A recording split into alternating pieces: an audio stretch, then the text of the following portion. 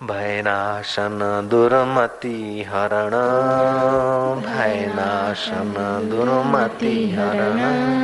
कली में हरि को नाम, कली में हरि को नाम। निश दिन नानक जो जपे, निश दिन नानक जो जपे। सफल होवई सब काम, सफल होवई सब काम। सिंध में एक सिपाही हो गए, बड़े अद्भुत सिपाही। पारूमल उसका नाम था। रोहिणी में सिंधी लोग उनका नाम जानते हैं। वो सिपाही थे। कोई वायसरा आ रहा था बंदोबस्त में, उनकी ड्यूटी थी। एक दिन वो व्यस्त रहे, दूसरा दिन व्यस्त रहे, तीसरे दिन बड़े साहब से छुट्टी पाकर घर का भोजन करने के लिए घर गए। नहीं तो वही पूरी सब्जी का पैकेट, ये पैकेट बासी कब तक खाऊंगा, पेट खराब हो गया साहब, घर जाने की छुट्टी दीजिए। पारूमल घर पहुंचे, नहाए धोए, कुछ थोड़े संस्कार रहे होंगे साधु समागम के। नहाए धोए, भोजन में दिव्यता कैसे लाई जाती है सनातन धर्म सिखाता है और कल्चरों में नहीं है। भोजन आए तो भोजन में भगवत नाम स्मरण करते हुए पानी का छींटा मार दिया, भगवान का चिंतन करके फिर भोजन करना चाहिए, तो भोजन में दिव्यता आती है। जयराम जी बोलना पड़ेगा। पैर और हाथ गीले हो, मुंह धोया हुआ हो, हाथ पैर गीले हो और फिर भोजन करे तो आयुष्य लंबा होता है। पारूमल भोजन करने की विधि जानते होंगे। भोजन करने बैठे, एक कौर डाला, दूसरा कौर डाला, तीसरा कौर हाथ में है। साहब का आदमी आया, हो पारूमल खोम खोम इमीडिएटली, हो जल्दी जल्दी चलना, साहब बुलाता। पारूमल देखता है कि अरे नालायको, जिस पेट के लिए घर बार छोड़कर ड्यूटी कर रहे हैं वो पेट की पूजा करने में साहब बुलाता है। धत तेरे की, ये बंदों की नौकरी, जो रोटी खाने के लिए नौकरी करते वो रोटी खाने का समय नहीं। पारूमल आ गया अपना पारूमली स्वभाव में। वो उठा, हाथ धो लिए, वो जो वर्दी के कपड़े थे उसको बगल में डाल दिया, एक धोती उठाई। संयुक्त कुटुंब था, काका की होगी या बाप की होगी या मामा की होगी, भगवान जाने। धोती उठाई, दो टुकड़े कर दिए, एक तो पंचिया बांध दिया, लुंगी किनाई, और एक ओढ़ना ओढ़ लिया, साधु वेश बना लिया और तमंचा और खाकी कपड़े लगा दिए बगल में। गया डीएसपी के मुंह पे फेंक मारे कि मेरा रिजाइन ले लो। बोले नो नो, तुम्हारा जरूर होना। बोले हमारा जरूर, इन बंदों के लिए नहीं, अब मैं उसकी बंदगी करूंगा। रिजाइन कर दिया। पारूमल की पत्नी का नाम था गंगाबाई। पास में गांव था, वो पत्नी वहां चली गई थी मायके। गया ससुराल में, ससुराल ने देखा कि अरे तू ऐसा कैसे, नौकरी छोड़ दिया, अब मैं अपनी बेटी नहीं देता हूँ। बोले तुम्हारी बेटी को मैं पत्नी बनाने के लिए छुट्टी लेने के लिए नहीं आया, तुम्हारी बेटी को कहने को आया हूँ कि गंगा, अगर भगवान के भजन को चलना है तो चल, नहीं तो गंगा माता कह दूं छुट्टी हो जाए। बोले हाँ हाँ ठीक है जा। उस जमाने लड़के कम थे, नहीं लड़के ज्यादा थे, लड़कियां कम थी, इसलिए लड़कों का मार्केट बहुत डाउन था। अभी बच्चों का, लड़कों का मार्केट बड़ा तेज है। जयराम जी की। तो पारूमल के ससुरा ने पारूमल को छुट्टी कर दी, जा मेरी बेटी अब तेरे साथ नहीं आएगी। जुबानी हो जाता था, कोई स्टैम्प पेपर की जरूरत नहीं पड़ती थी। पारू आ गया घर में, एक कमरे में घुस गए, कमरा बंद करके बैठे रहे, बस उसी के लिए नाचते, उसी के लिए रोते, उसी के लिए हंसते। बस 7 दिन तक किसी से मिले नहीं। तो सतत जैसे नरसिंह मेहता 7 दिन मंदिर में पड़े रहे और भगवान शिव का प्रसाद मिला और लीला देखी और सिद्धाई आ गई, ऐसे 7 दिन सातत्य अपने आश्रम में ऐसे मौन मंदिर बनाए कि बाहर किसी व्यक्ति को देखना न पड़े, मिलना न पड़े, और बाहर से ताला लग जाता है, अंदर घूम सकता है और तैयार भोजन फल आदि दिया जाता है। वो खिड़की में रख दिया, वो अंदर से खिड़की खोलता है, बाहर से खिड़की अपन रख के बंद कर देते हैं। तो 7 दिन में तो कई महिलाओं को, कई आदमियों को बड़े अच्छे अनुभव होते हैं। मैं भी पहले ऐसा घर में था, तो किसी महाराज के मौन मंदिर में हम रहे थे, मेरे को बहुत लाभ हुआ, इसलिए हमने अपने आश्रमों में ऐसे मौन मंदिर बनाए कि साधक अगर सचमुच में साधना करना चाहता है तो 7 दिन के अंदर उसको बहुत सारे अनुभव होने चाहिए, बाकी का फिर वो कहीं भी कर ले। तो पारूमल कमरा बंद करके घुस गए। 7 दिन के बाद बाहर निकले। संयुक्त कुटुंब था, ज्वेलरी की दुकान थी। ज्वेलरी का मतलब सोनार काम करा के अच्छे अच्छे गहने बना के शोकेस में रखते थे। ऑर्डर के भी रखते थे शोकेस में और अपने बेचने के लिए भी रखते थे।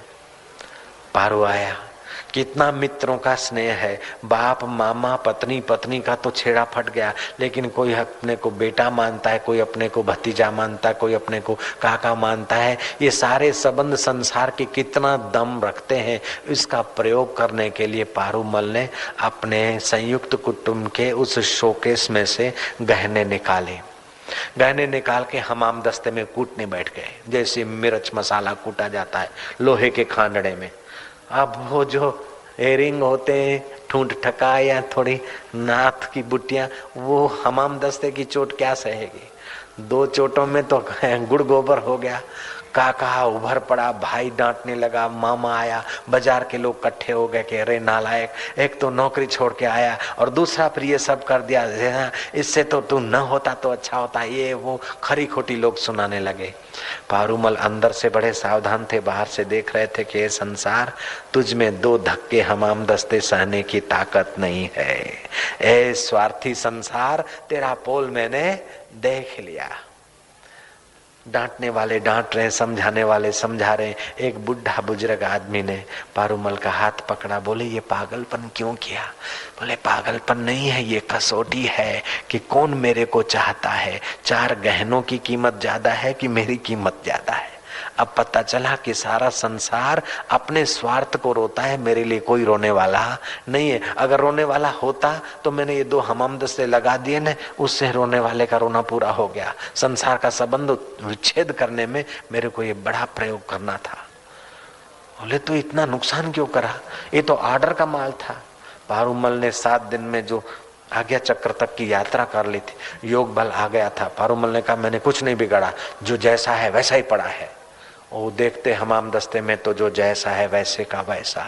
तुम्हारे आत्मदेव में अनंत शक्ति है, रात को सपने में तुम कितना सारा बनाते हो। योग शक्ति एकाग्रता आ जाए तो जागृत में भी हो सकता है। Nothing is impossible, everything the possible.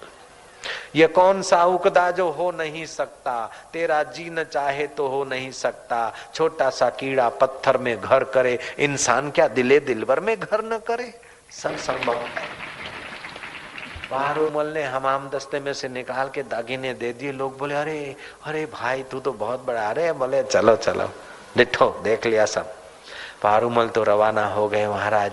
पैदल की यात्रा करते करते वो हरिद्वार से आगे ऋषिकेश की किसी झाड़ियों में 6-8 महीना लगातार तप और ध्यान करने लगे। उस जमाने साधुओं को टिक्कड़ मांगने नहीं पड़ते थे।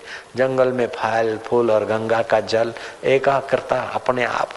पारूमल 6-8-12 महीना तपस्या साधना करके कोई योग गुरु की कुछ थोड़ी कुंजी पाकर पारूमल फिर अपने मुल्क लौटे। आप तो पारूमल नहीं, आप तो एक साधु हो गए। अरे सिपाही में से साधु बन गए, वाह वाह वाह भाई वाह वाह। पारूमल किसी को कुछ बताते तो होने लगता, लोग प्रसाद देते तो पारूमल बांट देते। ऐसे करते करते बांट देते तो बच्चे पीछे पड़े, बाबा जी प्रसाद बाबा जी प्रसाद। तो प्रसाद कभी तो आए कभी न भी आए। तो बाबा जी के पीछे प्रसादिया भगत का टोला लग गया। तो बाबा जी ने किसी रेवड़ी और सिंग चने बेचने वाले दुकान से एक खोबा भर के रेवड़ी उठाकर बच्चों को बांटा। तो दुकानदार का नाम था धर्मदास। वो धर्मदास तो नाम था लेकिन पूरा अधर्म था उसके जीवन में। उसने बुरी तरह डांट दिया कि सिपाही था तब भी मुफ्त का खाया होगा, तो साधु बन के बिना पूछे उठाता क्या रे, तेरे बाप का माल है। ऐसा करके खरी खोटी सुनाया उसने। तो पारूमल तो योग साधना कठोर किए थे। पारूमल ने उसको कहा थक है, ऐसे करके पारूमल ने थूक दिया, है अभागा न खादई न खाएंड नहीं कंजर वकना लत तई। प्रेम में ये कर दो तो दुआ हो जाती है और गुस्से में ये कर दो तो श्राप हो जाता है। जयराम जी की ये सिंधी साईं का भूंडा डबल रोल काम करता है। थक कथई बस उस धर्मदास का खाना पीना हराम हो गया। उस साइकोलॉजिकल असर हो गई। थे कथई न खाया न खाने दिया, ऐसे वायड़ा बन गया। 1 दिन 2 दिन में तो उसकी दयाजनक स्थिति हो गई। पागल खाने ले गए। दुकानदारों ने सबने मीटिंग की, इमरजेंसी मीटिंग। पारूमल यहाँ से गुजरे, अगर कोई चीज उठा के बांटता है मना नहीं करना है, हाथ जोड़कर नीचे खड़े हो जाना है। पारूमल का तो महाराज अब तो बिना चमत्कार के कोई नमस्कार न करे। सिंधी साइयों ने इमरजेंसी मीटिंग में यह कराए ठहराव पास किया, अगर किसी दुकान की ज्यादा चीज बट भी जाती है तो पंचायत की तरफ से वो पूरी कर दी जाएगी, लेकिन पारूमल की बद्दुआ का शिकार हमें नहीं होना है। पारूमल का महाराज अब तो यश बढ़ गया, भगत भी लेने वाले भी बढ़ गए तो देने वाले भी बढ़ गए। हुआ क्या कि मुसलमानों को चुभने लगा कि इसका प्रभाव हो गया है, कैसे भी करके पारूमल को अगर मुसलमान बना दिया जाए तो काफी हिंदू मुसलमान हो जाएंगे। पारूमल को प्रलोभन देने लगे, लेकिन पारूमल ने तो हिंदू धर्म की महिमा जानी थी, साधना की व्यवस्था हिंदू धर्म में बहुत सारी है। पारूमल ने घिस के इनकार कर दिया। नवाबों का शासन चलता था, पादरियों और मुल्ला और मौलवी और काजियों का बोलबाला था। एक दिन नवाब ने, काजी ने और मुल्ला मौलवियों ने षड्यंत्र तैयार किया कि पारूमल अगर नहीं मानता है तो उसको बाजार से गुजरते हुए कभी ऐसे मौका लेकर दोपहर के समय जहाँ भीड़ भाड़ न हो वहां से पारूमल को जबरन उठाया जाए, हाईजेक किया जाए और मस्जिद में लाकर पारूमल का सुन्नत करा दिया जाए, बाथरूम जाने की जगह थोड़ी सी मुसलमानी कर दी जाए, ताकि हम लोग घोषणा करेंगे कि माने न माने है हमारा पीर जयराम जी की। मरते समय भी हम घोषणा कर देंगे, तभी भी कई लोग हमारे ये हो जाएंगे। उन लोगों ने अपने बल का दुरुपयोग करना चाहा। जो निगुरा आदमी है और धर्म का ज्ञान नहीं है, ऐसे आदमी को सत्ता मिलती है तो न जाने किस समय क्या सत्ता का उपयोग करे, कहना मुश्किल है। लेकिन राम जी को सत्ता मिलती तो वशिष्ठ का ज्ञान पहले मिलता है, फिर राम जी का राज्याभिषेक होता है। और कृष्ण को भी उपनिषदों का ज्ञान पहले होता है, बाद में श्री कृष्णचंद्र जी को सत्ता आदि का व्यवहार में हम देखते हैं। लेकिन अनादिकाल से नारायण का स्वरूप है, श्री कृष्ण के द्वारा किसी का अहित नहीं होता है, क्योंकि श्री कृष्ण प्राणी मात्र का आत्मा है।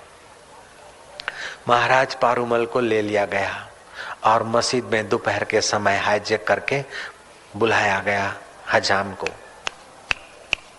अस्त्र तैयार करो, पारूमल को जबरन मुसलमान बनाना। अब वो सब षड्यंत्र करने वाले लोग थे। पारूमल अकेले बैठे बैठे बैठे बैठे सोच रहे अब क्या करना।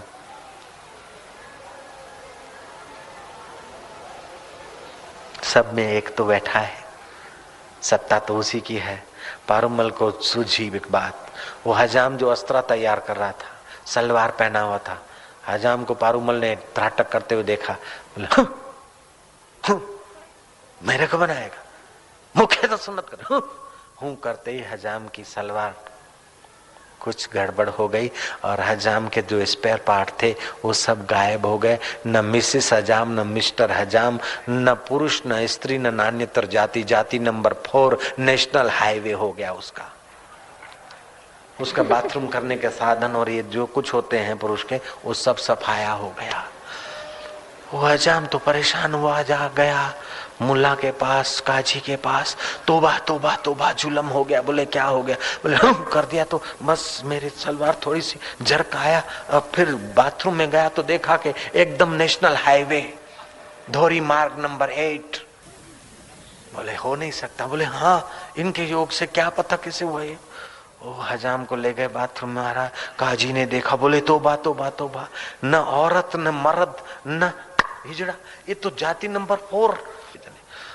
काजी ने देखा, मुल्ला ने देखा, बात नवाब तक गई। नवाब आया, बोले अरे अरे अब क्या करे, अगर हमको कर देगा तो फिर मिसिस नवाब का क्या हाल होगा और हमारा अपना जीवन कैसे चले। अब सब लोगों ने मीटिंग की जल्दी से और पारूमल के पैर पकड़े कि हमारे से गलती हो गई, आज से तुम पारूमल नहीं लेकिन पारूशाह हो, हमें क्षमा कर दो। पारूशाह को बाइज्जत उस मस्जिद से जय घोष करते हुए छुट्टी मिल गई और पारूशाह तो विचरण करते रहे पहले की नहीं। लेकिन हजाम का तो अभी नेशनल हाईवे ही रहा। मिसिस हजाम ने पारूमल जहाँ रहते थे वहाँ झाड़ू बुहारी की सेवा चालू की। 3 साल मिसिस हजाम पारूशाह के वहाँ सेवा करती रही। एक दिन कहा कि जा जा रांड जा, तेरे को छोरा होगा। उस घोटे के टपड़ अच्छी बात है, तेरे आदमी को स्पेयर पार्ट आ गए, जा तेरे को छोरा होगा। उस मिसिस हजाम को छोरा हो गया। अभी भी जो लोग बंबई में रहते हैं, उल्लासनगर में, लोग जानते पारूषा का डेरा अभी भी है।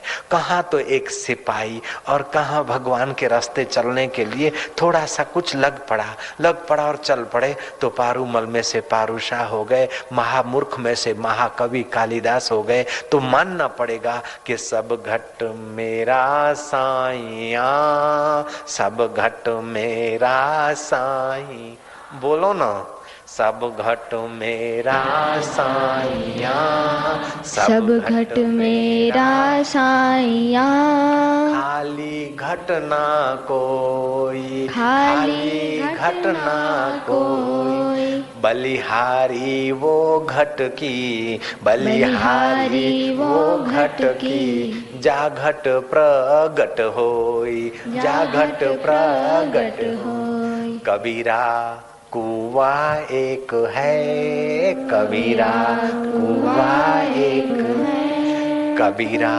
कुआ एक है, कबीरा कुआ एक है, पनिहारी अनेक, पनिहारी अनेक, न्यारे न्यारे बर्तनों में, न्यारे न्यारे बर्तनों में, पानी एक का एक, पानी एक का एक। वो परमात्मा न्यारे न्यारे अंतःकरणों में एक का एक है। फिर कोई योग सामर्थ्य लाता है तो उसी परमात्मा का है, और प्रेम स्वभाव लाता है तो उसी परमात्मा का है, आनंद स्वभाव लाता है तो उसी का है। जैसे धरती में से गन्ना को भी रस मिलता है, मिर्च को भी मिलता है, धनिया और पुदीना को भी तो धनिया उससे धरती से मिलता है, और ज्वार बाजरी और मक्का को भी उसी धरती से मिलता है। ऐसे ही सब धरतियों में, सब सूर्यों में, सब चंदाओं में और सब मनुष्यों में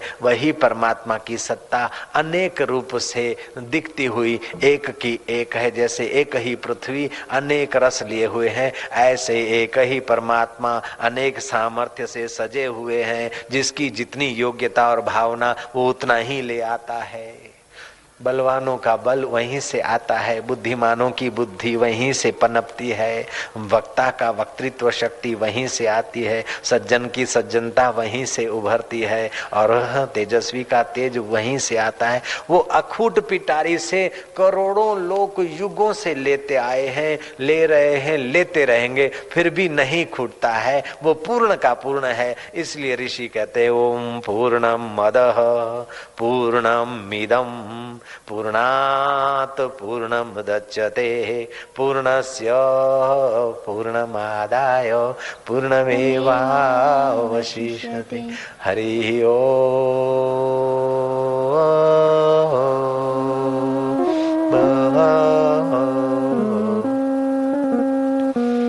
जीसस ने जो कुछ पाया उसी की कृपा से, और पारूमल ने जो पाया उसी की सत्ता से, मीरा के हृदय में जो चमका तो उसी की सत्ता है, और तुम्हारे हमारे हृदय में जो कुछ विशेषता या योग्यता है तो उसी परमेश्वर की है।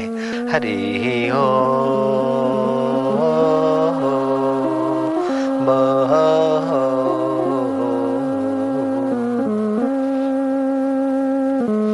नाहं वसामि वैकुंठे, नाहं वसामि वैकुंठे, योगिनां हृदयेन वै, योगिनां हृदयेन वै, मद्भक्ता यत्र गायन्ति, मद्भक्ता यत्र गायन्ति तत्र तिष्ठामि नारद, तत्र तिष्ठामि नारद।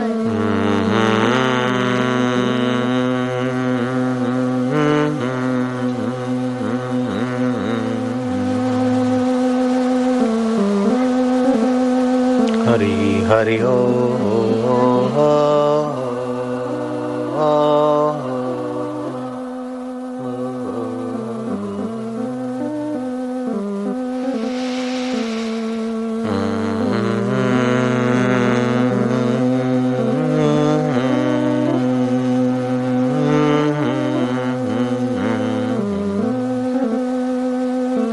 हरि हरि ओ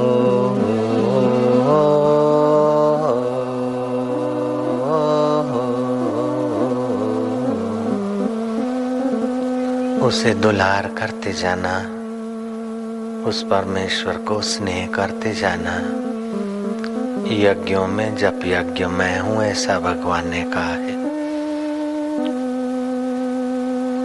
हे उद्धव, मैं तप से, व्रत से, उपवास से इतना जल्दी वश नहीं होता हूं जितना मैं सत्संग से वश होता हूं।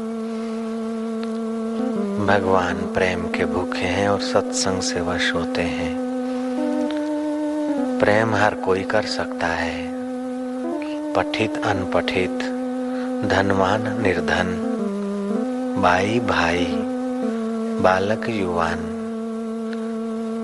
देसी परदेसी, सब भगवान को प्रेम कर सकते हैं। प्रेमा भक्ति में सबका अधिकार है। उच्च कुल में जन्म लेकर ही भक्ति हो ऐसा कोई आग्रह नहीं है। छोटे कुल में जन्म हो, छोटी झोंपड़ी में निवास करता हो, वो आदमी भी भक्ति का उतना ही अधिकारी है जितना कोई तपस्वी ब्राह्मण। भक्ति आचार्य परंपरागत ही करनी चाहिए ऐसा नहीं, किसी मजहब में हो तभी भक्ति होगी ऐसा भी नहीं है। किसी रीति रिवाज का आदमी ही भक्ति कर सकता है ऐसा भी नहीं। भक्ति में वय, जाति, मजहब, संप्रदाय, रीति रिवाज, बड़ापन, छोटापन, इस किसी प्रमाण पत्र की जरूरत नहीं पड़ती। भक्ति हर कोई कर सकता है और हर किसी जगह पे कर सकता है। फिर भी जहाँ भक्तों की महफिल होती है वहाँ भक्ति का रंग जल्दी लगता है। और भक्ति का रंग लगाना है तो भगवान को प्रेम करना, ये पहली शर्त है। उसे प्यार करते जाओ। हरि हरि ओ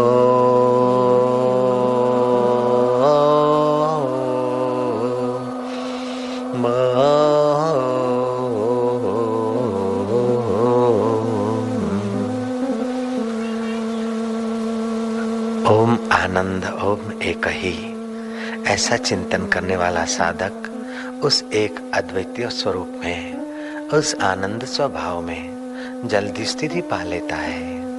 हरि हरि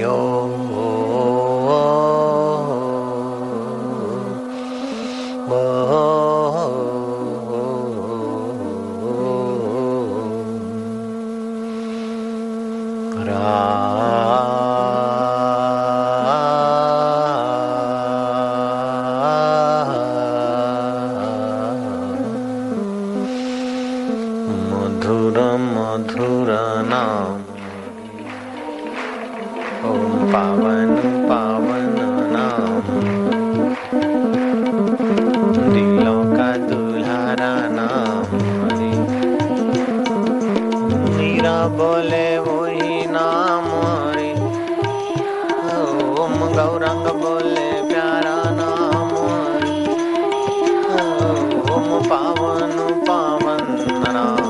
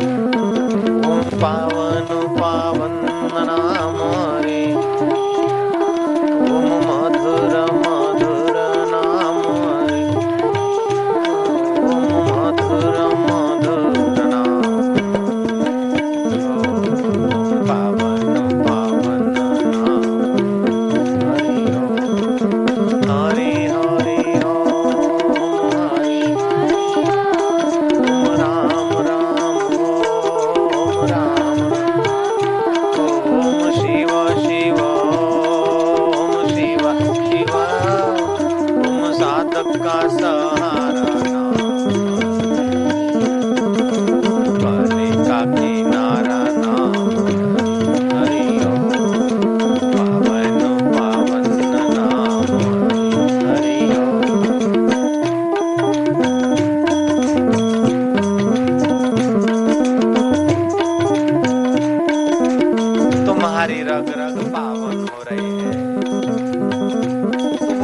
दुल्हार करते जाना, जिसको शबरी भीलन प्यार करते थे तुम उसे दुल्हार करते जाना, जिसको मेवाड़ की मीरा दुल्हार करती थी। तुम अपने हृदय के आनंद को, अपने दिल के दिलबर को जागृत करते जाना।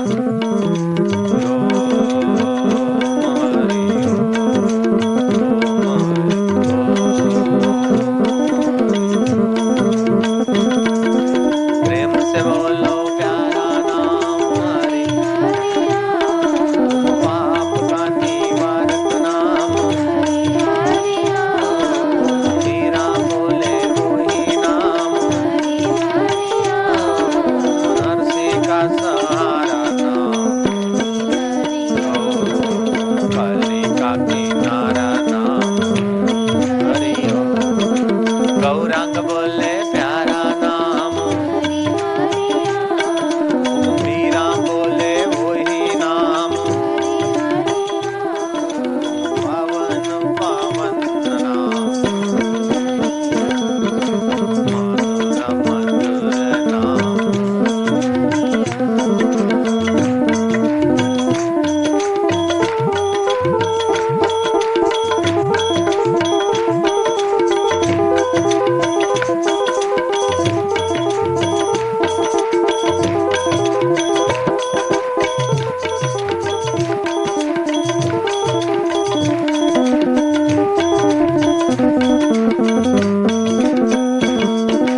पावन पावन नाम हरि हरि हो, दिलों का दुल्हारा नाम हरि, ओम काली का किनारा नाम हरि हो, पावन पावन नाम हरि, ओम मधुर मधुर नाम हरि, ओम पावन पावन नाम हरि, दिलों का दुल्हारा नाम हरि हरि वो।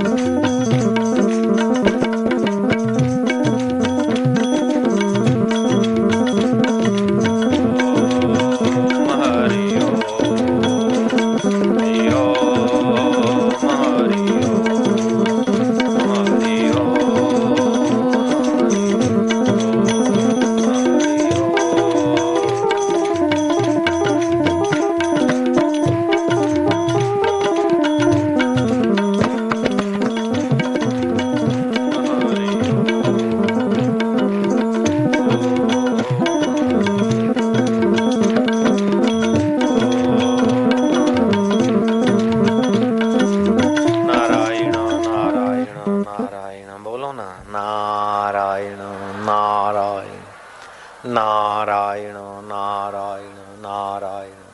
जय जय सीताराम। दंडोत। नारायण नारायण नारायण।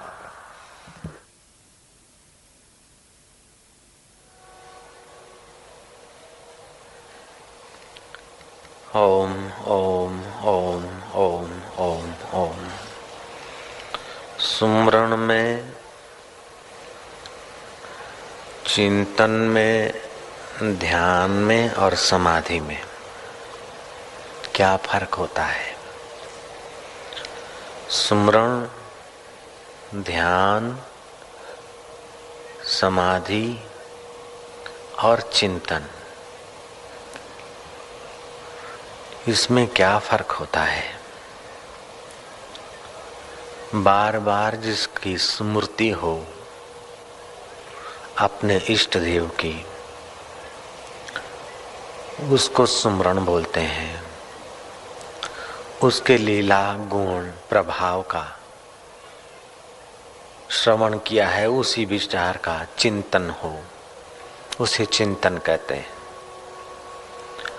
और उसी के चिंतन में चित्त तदाकार हो जाए, ध्येयाकार हो जाए, ध्याता ध्यान ध्येय, उसका बार बार चिंतन प्रगाढ़ होने लगे, उसको ध्यान बोलते हैं।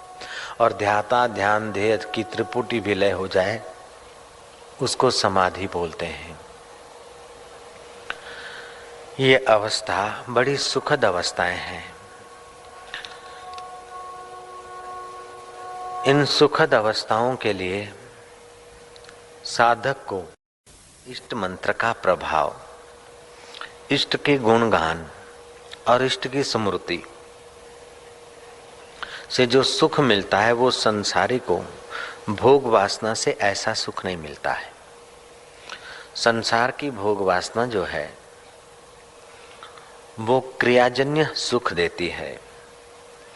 उसमें वस्तु चाहिए, वस्तु भोगने की इंद्रियां चाहिए और वस्तु की वासना चाहिए।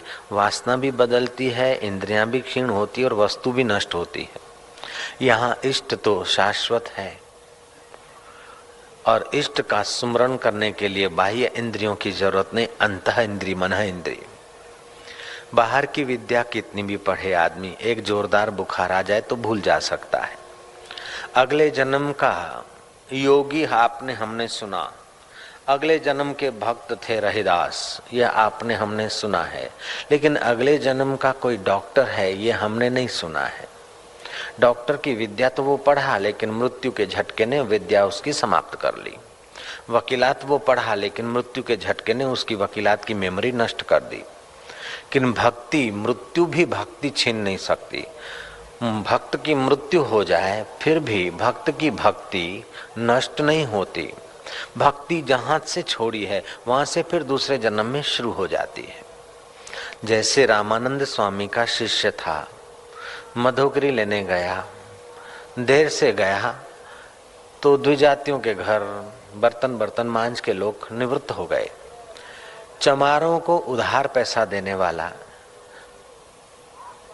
लोभी आदमी उसके घर की भिक्षा ले आया। उस भिक्षा का अन्न गुरु महाराज को दिया। गुरु महाराज ने अन्न खाया, शयन किया 5, 10, 15 मिनट। भोजन करने के बाद बाहीं और थोड़ा सा करवट करके लेट जाने से भोजन जल्दी पचता है। गुरु महाराज लेट गए 10-15 मिनट। फिर जप में बैठे तो मन नहीं लगे। शाम हुई, नहा धोकर ध्यान में बैठे तो ध्यान नहीं लगे।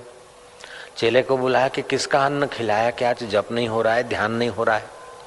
अति अन्न खाने से भी ध्यान भजन में मन नहीं लगता, अति भूखा मरने से भी नहीं लगता और अति पापी के अन्न से भी ध्यान भजन में रुचि नहीं लगती।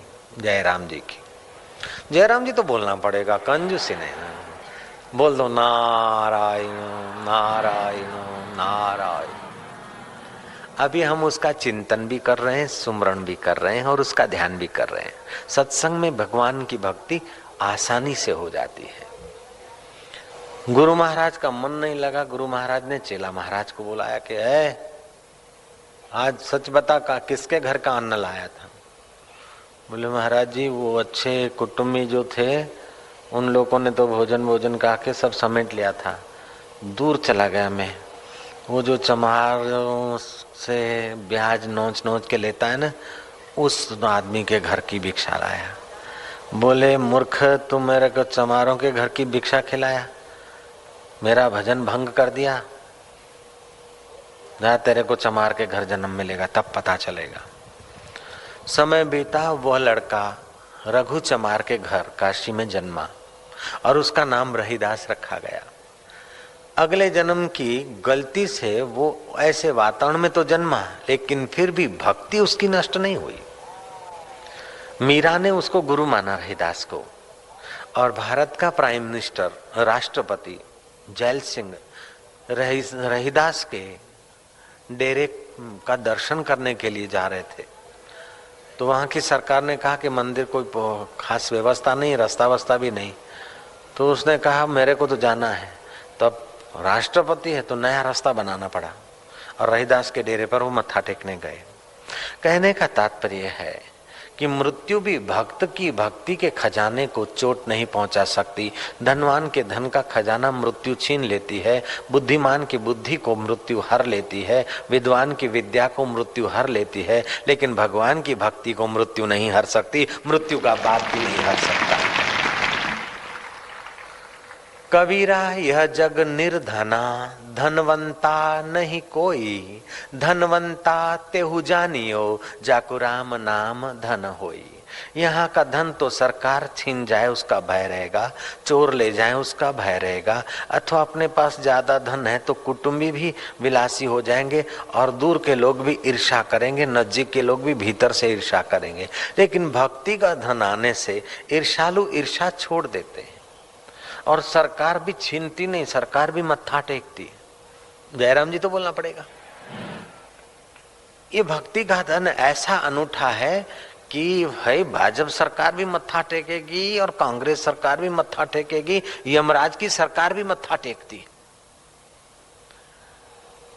तो ऐसी भक्ति की संपदा छोड़कर जो तिजोरी की संपदा वालों की खुशामद करते हैं, तुलसीदास जी कहते हैं कि जो राम नाम के धन को छोड़कर धनवानों की खुशामद करते हैं, उनको राम नाम के धन की महिमा का पता ही नहीं।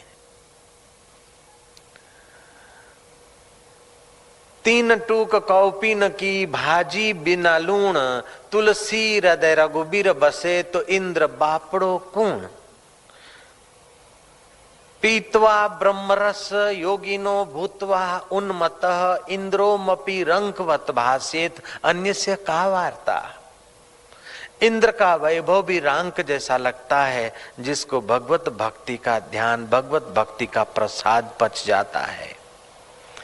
बोले भगवान का नाम जप करने से बाबा जी पाप मिट जाते हैं। मैं इस बात पर राजी नहीं होता हूं। भगवान का जप करने से पाप मिटाना, पाप तो और भी कई साधनों से मिटते हैं। तीर्थ स्नान से भी पाप मिटते हैं, दान करने से भी पाप मिटते हैं, व्रत करने से भी पाप मिटते हैं, और भी कई प्रायश्चित करने से पाप मिट जाते हैं। भगवान के नाम से केवल पाप मिटते ऐसी बात नहीं है। पाप मिटाने के लिए तो और भी छोटे मोटे बहुत साधन हैं। भगवान नाम से भी पाप मिटते हैं, लेकिन भगवान नाम केवल पाप मिटाने की औषध नहीं है। भगवान नाम तो सर्वग्राह्य औषध है। जैसे तुलसी का रस अथवा तुलसी बहुत सारी बीमारियों पर काम करती है, ऐसे ही भगवान नाम जन्म जन्मांतर के संस्कारों को हटाकर अंदर में भगवत प्रीति भी जगाता और पापों को नष्ट करता है। इतना ही नहीं, और भी कुछ हमारी योग्यताएं विकसित कर देता है। भगवान का बार बार नाम लेने से क्या होगा कि भगवान में प्रीति होगी। जैसे मेला में किसी आदमी को देखकर तुम एकाएक उसको आलिंगन नहीं कर लेते हो, एकाएक नहीं मिल लेते हो। जिसका बार बार तुमने श्रवण किया है, जिसका नाम सुना है, जिसको तुम याद करते हो, वो आदमी अगर मेला में मिल जाता है तो उसको देखकर प्रेम उभरता है। ऐसे ही जिस परमात्मा का जप ध्यान करते हो उसकी स्मृति आती है तो अंदर का जो प्रेम उभरता है वो विकारी प्रेमियों से निराला प्रेम होता है, हृदय को पावन करने वाला प्रेम होता है। कबीर जी ने ठीक कहा।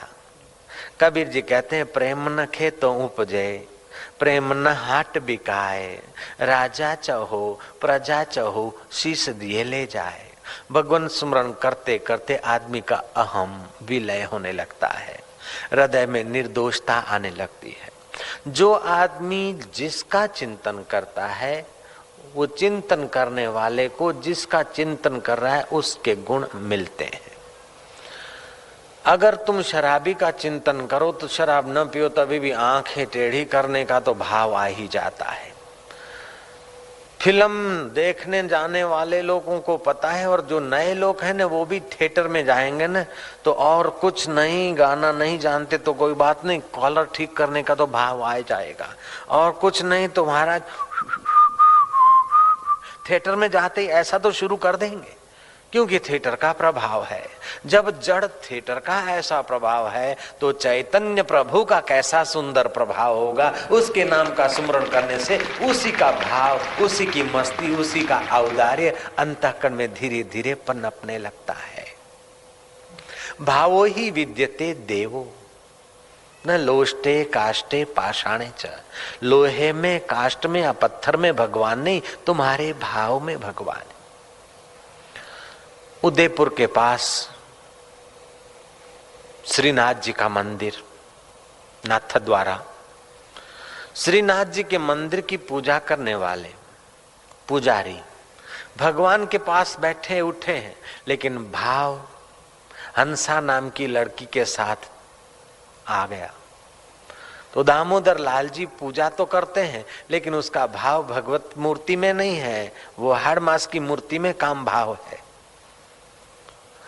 श्रीनाथ जी की तो मूर्ति वही की वही, वल्लभाचार्य उस मूर्ति के आगे दूध का प्याला धरते हैं और प्रार्थना और प्रेम ऐसा उभरा कि मूर्ति में से बहुत तेज पुंज प्रकट हुआ है और वल्लभाचार्य के हाथ से दूध का कटोरा लेकर भगवान ने दूध पिया है।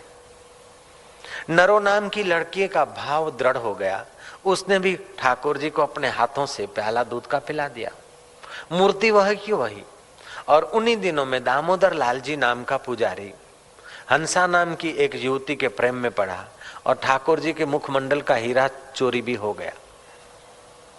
तो मानना पड़ेगा कि रामकृष्ण जिस काली की उपासना करके काली से बातें करते थे, वो काली की मूर्ति पहले भी थी, रामकृष्ण के बाद भी रही, लेकिन हमारा भाव जितना दृढ़ होता है उतना ही वो हमारा अंतर्यामी चैतन्य उस मूर्ति के द्वारा प्रतिबिंबित हो जाता है। इसे हम अर्चना अवतार कह सकते हैं। अर्चना अवतार भक्त की भावना के अधीन होता है। अर्चना के समय जो पत्रम पुष्पम कुछ भी भगवान को अर्पण करो तो उसमें तुम्हारे भाव की विशेषता से भगवान स्वीकार करते हैं। अंतर्यामी अवतार, तुम भगवान नाम का जप करते हो तो अंतर्यामी तुम्हें मंगलमय प्रेरणा देगा, ये करो ये न करो, ये यहाँ अच्छे संत है यहाँ जाओ या न जाओ, ये खाओ ये न खाओ, अंतर्यामी परमात्मा प्रेरणा देता है। जैसे रामकृष्ण परमहंस गए अपने शिष्य के घर, केशव चंद्र सेन के घर, रास्ते में प्यास लगी, केशव पानी, गुरुजी अभी घर आया, टांगा जल्दी भगाया। फिर प्यासे संत ने कहा कि केशव पानी, गुरुजी अभी घर आया, घाम हो रही है, गुरुजी को प्यास लगी, टांगा भगाया जा रहा है। फिर गुरुजी कहते कि केशव बहुत प्यास लगी, पानी। बोले गुरुजी बस वो सामने आ गया घर गए, नौकर को कहा जाओ पानी लाओ जल्दी। नौकर पानी लाया, रामकृष्ण ने मुंह घुमा दिया। दूसरी बार लाया धोधा के, रामकृष्ण फिर मुंह घुमा दिया। तीसरी बार जग को मांझ कर, प्याले मांझ कर फिर लाया पानी, रामकृष्ण उठ के चल दिए। गुरु आए पानी पानी मांगते और शिष्य के द्वार से बिना पानी पिए गुरु चले जाए तो शिष्य के हृदय में तो चोट लगेगी। लेकिन क्या करें, गुरु जी से तो अनाप शनाप वक्त में सवाल नहीं पूछा जाता है। हो भाई जब संत अनुकूल हो तब प्रश्न किया जाता है। केशव चंद्र सेन मौका ढूंढते रहे। रामकृष्ण कभी अवसर मिला, प्रसन्न चित्त थे, पूछा कि गुरु महाराज मेरे घर पधार रहे थे, बहुत प्यासे थे आप और पानी आपने मांगा था और खूब देर के बाद हम घर पहुंच पाए, आपको पानी दिया, आपने मुंह घुमा लिया, दोबारा मांझ कर दिया, फिर आपने स्वीकार नहीं किया, तीसरी बार जग मांझ कर नौकर लाया, फिर भी आपने पानी नहीं पिया, ऐसे ही चल दिए महाराज, क्या कारण था? बोले पानी, जग तो सफा था, पानी तो सफा था, लेकिन लाने वाला दुष्चरित्रवान था, उसकी निगाहें पड़ रही थी पानी में। मैं पानी के बिना मरना कबूल करता हूं, लेकिन भगवान की भक्ति का नाश करना मैं कबूल नहीं करता। मृत्यु आएगी तो एक जन्म में ही मारेगी, लेकिन अभक्ति आ जाएगी। जब हृदय में से भगवत भक्ति चली गई तो हृदय तो फिर विकारों का गुलाम हो जाएगा। यही तो मेरा धन है। रुपयों का धन क्या रक्षा करेगा? विद्या के सर्टिफिकेट क्या रक्षा करेंगे? सच्ची रक्षा तो भगवत भाव से ही होती है, और ये भगवत भाव मेरा क्षीण हो जाए ऐसा आहार मैं कभी नहीं करूंगा। सो संगति जल जाए जिसमें कथा नहीं राम की, बिन खेती के बाढ़ किस काम की, वे नूर बेनूर भले जिस नूर में पिया की प्यास नहीं, और वो दिल धड़कने बंद हो जा जिस दिल में दिलबर का दीदार की प्यास नहीं। केशव नौकर को कहना मत, डांटना मत, लेकिन उसके चरित्र कुछ ऐसे घोर कर्म थे जिसके कारण मैं उसका पानी पीता तो मेरा चित्त दूषित होता। शास्त्र तो यहां तक कहते हैं कि रास्ते जत्ते जाते, चलते चलते कहीं हड्डी पड़ी है, कहीं किसी बच्चे का या किसी आदमी का मैला पड़ा है, या किसी की उल्टी पड़ी है, या कहीं मरा हुआ ढोर पड़ा है, या चमड़ा पड़ा है, या 6 प्रकार की में से कोई भी किसी प्रकार की अशुद्ध चीज पड़ी है, तो उसको देखकर तुम्हारा मन थोड़ा दूषित होता है। उस समय तुम सूर्य नारायण का दर्शन कर लो, मन का दोष दूर हो जाएगा। अग्नि का दर्शन कर लो, इष्ट देव का सुमरण कर लो। कोई संत पुरुष भजनानंदी हो तो उनका सुमरण या उनका दर्शन कर लो। आपका चित्त जब भी थोड़ा बहुत खटास महसूस करे, कुछ गंदा देखकर अहोभाव थोड़े होगा। हड्डी, चमड़ा, मरा हुआ जानवर या और कोई कुछ गंदगी देखकर मन में एक थोड़ा दूषितता आ जाता है। तो आपके मन में दूषित संस्कार का प्रभाव न रहे, इसलिए तुरंत आप सूर्य नारायण की ओर देख लीजिए, अग्निदेव को देख लीजिए, इष्ट देव का सुमरण कर लीजिएगा, अथवा इष्ट का दर्शन कर लीजिएगा, अथवा इष्ट में जगे हुए महापुरुष का सुमरण या दर्शन कर लीजिएगा। आपके चित्त को संवार लीजिएगा।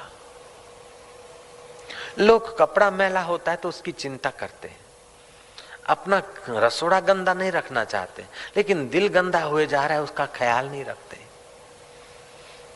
दिल जितना जितना स्वच्छ होगा उतना उतना भक्ति का रंग प्रगाढ़ लंगेगा, और जितना जितना घोर कर्म वालों की दोस्ती होगी। रामानुजाचार्य ने तो यहां तक कहा कि जो साधु हैं, साधु का मतलब साधु स्वभाव, जो साधु हैं वे असाधुओं के साथ बैठकर गपसप न हाके, उनके साथ स्पर्श न करें, हाथ न मिलाएं, उनके साथ बैठकर भोजन करें। जो घोर कर्मी है तो भक्त की भक्ति क्षीण हो जाएगी। आहार शुद्धो सत्व शुद्धि, सत्व शुद्धि ध्रुव स्मृति। मन में तो सबसे आत्मभाव रखे, भीतर से किसी से घृणा न करे, लेकिन अपनी भक्ति की रक्षा करने के लिए जैसे डॉक्टर मरीजों को देखते फिर हाथ मांज लेते, ऑपरेशन के समय श्वासोश्वास उनको दूषित न मिले इसलिए वो ऐसे कुछ प्रोटेक्शन कर लेते हैं। ऐसे ही डॉक्टर तो अपने शरीर के स्वास्थ्य की रक्षा करता है, लेकिन साधक तू अपने हृदय के स्वास्थ्य की रक्षा करेगा तो तेरी भक्ति बढ़ेगी। मैंने सुनी है वो बात कि संत कबीर का बेटा कमाल गंगा घाट पर खड़ा खड़ा देखता है कि कलकत्ता का कोई सेठ आया है, 200 साधु ब्राह्मणों को भोजन कराने की व्यवस्था कर रहा है। कमाल ने पूछा कि क्यों साधु ब्राह्मणों को भोजन कराए हो सेठ, किस निमित्त से कराते हो?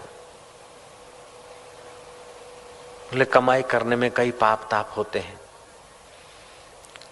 और इसीलिए मेरे को अशांति हो गई है, कोढ़ की बीमारी हो गई, तो 200 साधु और ब्राह्मणों को भोजन कराऊं ताकि मेरे पाप का हिस्सा चला जाए, जरा मैं ठीक हो जाऊं। कमाल ने कहा ठीक है साधु और ब्राह्मणों को भोजन कराओ, मेरी मना नहीं है, लेकिन कोढ़ मिटाना है तो राम नाम की औषधि खरी नियत से खाए, अंग रोग व्यापे नहीं महारोग मिट जाए, सियावर रामचंद्र की। महारोग मिट जाएगा, तुम प्रेम से एक बार केवल राम कह दो। यज्ञानाम जप यज्ञो अस्मि ही, यज्ञों में जप यज्ञ मैं हूं ऐसा भगवान ने कहा, और फिर उसमें प्रेम यज्ञ मिला दो, मोहर लग गई तुम्हारे भक्ति को। और एकाएक प्रेम नहीं होता है, बार बार जप करने से और अंतःकरण स्वच्छ होने से प्रेम पैदा होता है। गौरांग तो ये कहा करते थे कि भगवान मेरे दिन वो कब आएंगे कि मैं तेरा नाम लेते ही भाव विभोर हो जाऊं। हे प्रभु, हरि बोलते ही मेरे आंखों में से झरझर आंसू बरसने लगे। अष्ट सात्विक भाव में से कोई ना कोई भाव आकर मेरे हृदय को घेर ले, ऐसे दिन मेरे कब आवेंगे। कभी कभी आंसू सारते थे। कबीर ने कहा तू प्रेम से एक बार राम कह दे और गंगा में गोता मार, तेरे पाप उसी समय नष्ट हो जाएंगे, तू निरोग हो जाएगा। सेठ गंगा में उतरा, जैसे सब लोग बोलते हैं ऐसे उसने प्रेम से एक बार राम कहा, गोता मारा, बाहर निकला, लेकिन कोढ़ गया नहीं वैसे का वैसा। कमाल ने कहा कि तुमने राम ठीक से नहीं कहा, फिर से एक बार प्रेम से राम कह दो। सेठ ने फिर से गोता मारा और प्रेम से राम जैसे सब लोग कहते हैं ऐसे कहा, लेकिन कोई फायदा नहीं हुआ। कमाल सोचता कि 2-2 बार राम नाम का खर्च किया और अभी जरा सा कोढ़ नहीं मिटा। कमाल के हाथ में डंडा था, वो गंगा में उतरा। सेठ को बोला गोता मारो। सेठ गोता मारते, गोता मार के जो पीठ ऊपर उठती तो जोर से डंडा दे मारा। एकाएक वो प्राण शक्ति मन शक्ति एक हो गई, हक्के बक्के, बिना भय के प्रीति नहीं होती। है राम के उस अद्भुत पुकार से सेठ जी का स्वास्थ्य ठीक हो गया। सेठ जी कमाल को कुछ भेंट पूजा दे रहे थे, बोले नहीं, राम नाम का सौदाबाजी हम करने को नहीं ले रहे, अच्छे काम में लगा तो तुम, हम जा रहे। कमाल खुशियां मनाता मनाता कबीर के पास पहुंचा। बाप एवा बेटा, वर्त एवा टेटा, अभी आप चिंता न करना, आपकी गादी संभालने की मेरे में अटकल आ गई। एक बार दो बार नहीं तो तीसरी बार डंडे से राम बुलवा दो, काम बन जाता है। बस मैं समझ गया बात को। जय राम जी की। कमाल ने कहा कि अरे पागल, 3 बार तूने मेरे राम को तकलीफ दी, 3 बार राम नाम खर्च किया केवल एक कोढ़ी को कोढ़ मिटाने के लिए। तूने राम की महिमा नहीं जानी। जा संत तुलसीदास के पास जा और प्रार्थना करना कि मुझे राम नाम की महिमा बताओ महाराज। कमाल गए तुलसीदास जी के पास। तुलसीदास ने सारी बात जान ली। कहा कि जाओ काशी में थाली पिटवा दो, डांडी पिटवा दो, मुनादी कर दो, जिस किसी को कोढ़ का रोग हो वे तुलसीदास के द्वार पर आ जाएं शाम को 5 बजे तक। शाम होते होते 500 कोढ़ी इकट्ठे हुए। तुलसीदास महाराज शांत मना होकर उस राम में अपने मन को रमाकर तुलसी के पत्ते पर राम लिखते, घोटकर मटके में डाल देते पानी में। जिस जिसको पानी छींटते वे सब ठीक हो गए। जहां भी कोढ़ है वो पानी का हाथ मलते हैं, ठीक हो जाते। कमाल समझ गया कि तुलसी के पत्ते पर राम लिखकर घोटकर मटका पानी बनाकर फिर लगाने से सब बीमारी ठीक होती है। कबीर ने कहा नहीं, अभी तू नहीं समझा। जा सूरदास के पास, गंगा के उस पार बजरे में रह रहे नाव में, उनके पास जाओ। कमाल अपने साथी को लेकर सूरदास जी के पास गए। बोले पिताजी अभी राजी नहीं हुए, राम नाम की महिमा अभी तक मैं समझ नहीं पाया, राम नाम का प्रभाव मुझे बताइए। सूरदास ने कहा कि गंगा में एक युवान का शव आ रहा है, धीरे धीरे एक युवान लड़के का शव बहा हुआ आ रहा है, जा उस शव को ले आ। कमाल सोचते कि कमाल है तो सूरदास, बाहर की आंखें तो है नहीं और कह रहे हैं कि शव बहा हुआ आ रहा है, जा ले आ। कमाल अपने मित्र के साथ गया, उस जवान शव को घसीट कर ले आए सूरदास के पास। सूरदास जी ने उस शव को हाथ घुमाते हुए देखा, उसका कान पकड़ा और कान में राम शब्द का केवल र कहा, मुर्दा जिंदा हो गया। बोले जा तेरी तो लॉटरी खुल गई। देख कमाल, पूरा राम भी नहीं, राम शब्द का रकार बोलने मात्र से भी अपना संकल्प का संचार होता है। भाव में ही देव है। जितना जितना अंतःकरण शुद्ध है, श्रद्धा दृढ़ है और व्यवहार पवित्र है, उतना ही राम का प्रभाव दिखता है। जैसे जितना गोला बड़ा है उतना ही लाइट का प्रकाश दिखता है।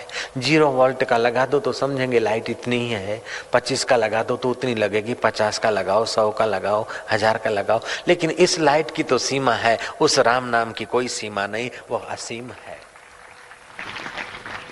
दुनिया जानती है कि हिरण्याकश्यपु तीनों लोगों का मालिक, लेकिन प्रहलाद की राम नाम की भक्ति में इतनी दृढ़ता थी, इतने निर्भीक थे कि बाप तीनों लोगों का स्वामी, भगवान का घोर विरोधी, वो बोलता कि तुझे इतना मारता हूं, इतना डांटता हूं, फटकारता हूं, फिर भी तू भक्ति नहीं छोड़ता है नारायण की, क्या है आखिर?